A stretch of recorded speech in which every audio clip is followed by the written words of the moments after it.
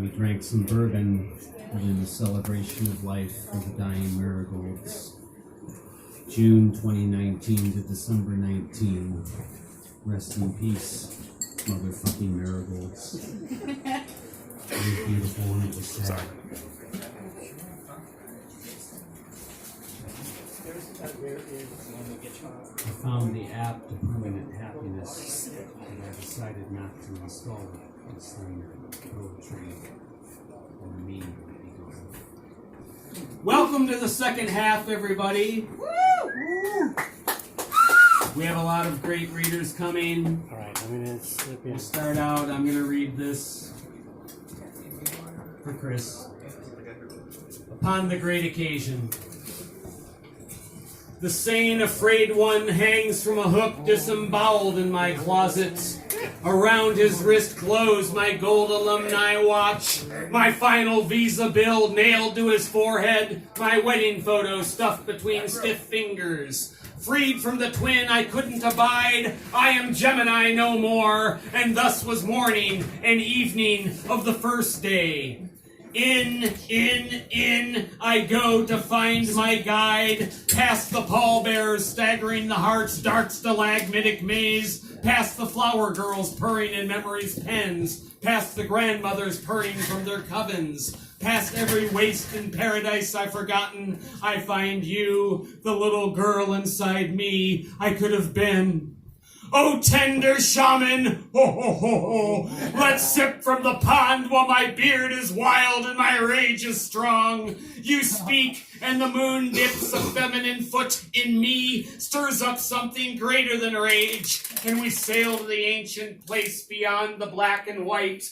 I hold your gown, you hold the light, and it brightens. I brighten. We sip at the pond and we both brighten. There is no shadow here. We subsist in the blissful interstices between the boredom and the horror. Don't call me a whore, my tender shaman says. Nah, babe, I said horror. Well, if you think the blissful interstices are so horrible, why don't you just go home now? No! Home is where the horror is, the boredom, and the porn, and the dead half of me rotting in the closet. Let me stay here in the blissful interstices with you. Well, okay, if you behave, but I'll be watching you. And by the way, Mr. God Complex, what kind of pompous ass pairs the words blissful and interstices in a poem? It's like the way it sounds, alright? I never claimed to be a good writer. I just like my own voice. There? You happy? I said it. The only thing I love is the sound of my own fucking voice. You are so gay, my tender shaman says, and you don't even know it. Yes, I do. I mean, no, not true. So what if I sucked 4 dicks? Ho, ho, ho, ho. One was in first grade and 2 of them belonged to women. I pleasured 23 vaginas. 23 vaginas! That sort of gives the hetero me the upper hand, wouldn't you agree?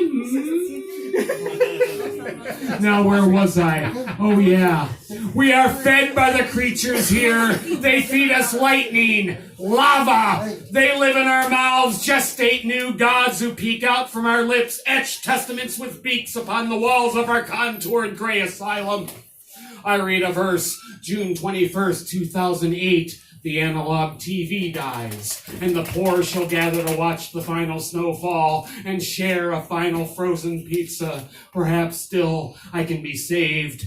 Oh, tender shaman, we first intercoursed while my beard was trim and my cock was strong. First and last, my tender shaman said, not strong enough. I say rise from your compendium pillow, shove the law and mystery aside, let me cry against your crescent. I was a gibbous, a waxing gibbous, idiot. You always get it wrong. What? You were a moon? I'm confused. We'll finally know how your audience feels. I am the god of my performance in the audience, my glorious creation. Behold, the morning and evening of the 6th day. So your work is done here? Ho, ho, ho. My tender shaman says, then so is mine. And by the way, this was your Sabbath, dumbass. back to the shithole tomorrow. Surprise! You are the weakest link. Goodbye. No! My tender shaman steps into the casket, carried off by the pallbearer's endless staggering to the heart's dark stalagmitic maze. Too late, I throw the rose. It falls limp into the mud, crushed by the next step, and I wake with stink in my room and cops, super angry cops milling about, demanding to inspect my closet and my hard drive. One by one, they unzip their flies. Okay.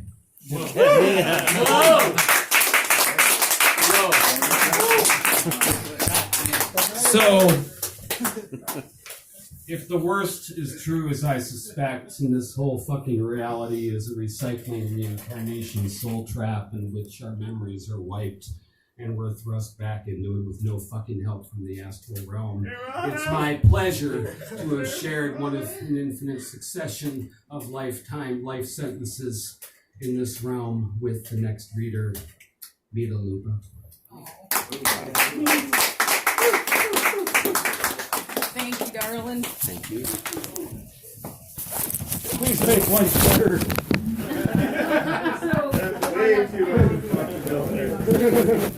Love to Mike G tonight, man. You got it coming, kiddo. Cheers. So I'm hoping this stays charged. I have some old poetry for y'all tonight. Just kind of pulling out some stuff.